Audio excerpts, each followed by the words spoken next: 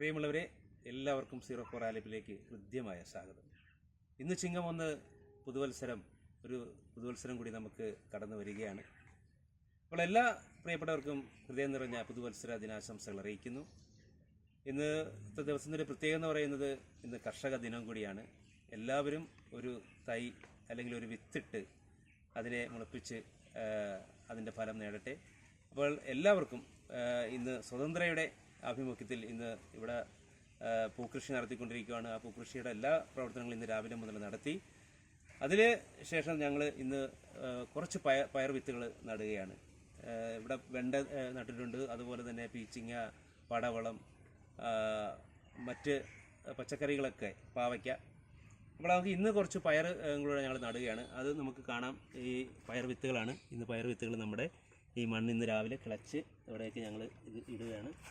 ഇന്ന് രാവിലെ സംഘാംഗങ്ങളെല്ലാവരും ഉണ്ടായിരുന്നു. അതിനുശേഷം ഞാനും കൂടെ സജീവും ചേർന്നാണ് ഈ കാര്യങ്ങൾ ഇന്ന് ചെയ്യുന്നത്. ഈ പയർ വിത്തുകൾ ഇന്ന് കിളുത്ത് വരുമ്പോൾ അത് പറിച്ച് നട്ട് അതിനെ പരിപോഷിപ്പിച്ചെടുക്കാമെങ്കിൽ നല്ല പയർ നമുക്ക് കറി വയ്ക്കാനും അതുപോലെ തന്നെ മറ്റ് കീടനാശിനികളില്ലാതെ നമുക്ക് ഭക്ഷിക്കാനും ഒക്കെ സാധിക്കും. അപ്പോൾ പൂക്കൃഷി ഇന്ന് നമുക്ക് നല്ല രീതിയിൽ നടത്തിക്കൊണ്ട് വരുന്നു. അതിൻ്റെ കാര്യങ്ങൾ, അതിൻ്റെ വിവരങ്ങളൊക്കെ ഞാനിപ്പോൾ തന്നെ അറിയിക്കാം. അപ്പോൾ നമ്മുടെ വെണ്ടയാണ്, നമ്മൾ വെണ്ട നട്ട് അത് നല്ല രീതിയിലേക്ക് എത്തുന്നുണ്ട്. നല്ല ഇനം വെണ്ടയാണ് തന്നിരിക്കുന്നത്. ഹൈബ്രിഡ് ആണ് നമുക്ക് ഇവിടെ നട്ടിരിക്കുന്നത്. ഇത് ഞങ്ങൾ പാകി കിളിപ്പിച്ചിട്ട് നട്ട വെണ്ട തൈകളാണ്. ഉണ്ട്, നല്ല സ്റ്റൈലായിട്ട് തന്നെ അത് എത്തിയിട്ടുണ്ട്. കൂടാതെ ഇപ്പുറത്ത് നമ്മുടെ പൂക്കൃഷി ഇന്നലെ ഇതിൻ്റെ എല്ലാം ഫസ്റ്റ് മുട്ട് വന്നു. ആദ്യത്തെ മുട്ടുകളെല്ലാം കട്ട് ചെയ്ത് മാറ്റി. ഇനിയിപ്പോൾ അടുത്ത ചെറിയ ചെറിയ മുട്ടുകൾ ഉടനെ തന്നെ എല്ലാ സ്ഥലങ്ങളിലും അത് വരുന്നുണ്ട്. വലിയ മുട്ടുകളാണ് ഇന്നലെ കട്ട് ചെയ്തത്. ഒരെണ്ണത്തിൽ നിന്ന് ഒരു 4-5 എണ്ണമൊക്കെ വെച്ച് കട്ടിയിട്ടുണ്ട്. 1, 2, 3, 3 അതിനകത്ത് നിന്ന് പോയിരിക്കുന്നത്. 3, 4, 5 ഒക്കെ കട്ട് ചെയ്ത ഉണ്ട്.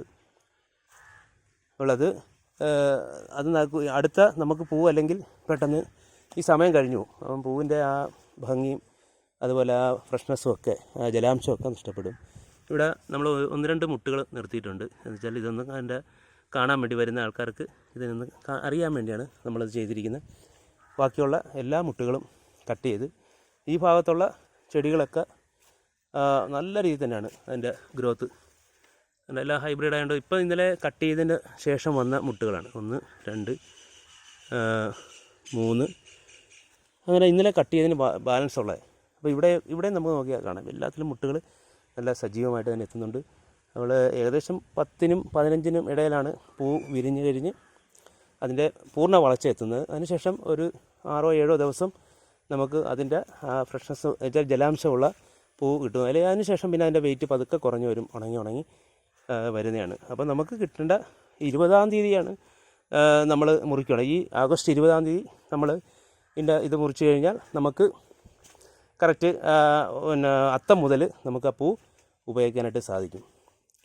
അപ്പോൾ ഇവിടുത്തെ നമ്മുടെ കാലാവസ്ഥയും മഴയുടെയൊക്കെ അടിസ്ഥാനത്തിൽ നമുക്ക് ചിലപ്പോൾ ഒരു 4 ദിവസം കൂടി മുന്നേ ഇന്നലെ ഞങ്ങൾ കട്ട് ചെയ്യേണ്ടി വന്നു. 16-ാം തീയതി ഇന്നലെ കട്ട് ചെയ്തു. 4 ദിവസം മുന്നേ കട്ട് ചെയ്തു. അപ്പോൾ അതെന്തൊക്കെയാലും നമ്മൾ ആദ്യത്തെ ആയതുകൊണ്ട് നമുക്ക് അതിനൊരു അനുഭവമില്ലല്ലോ.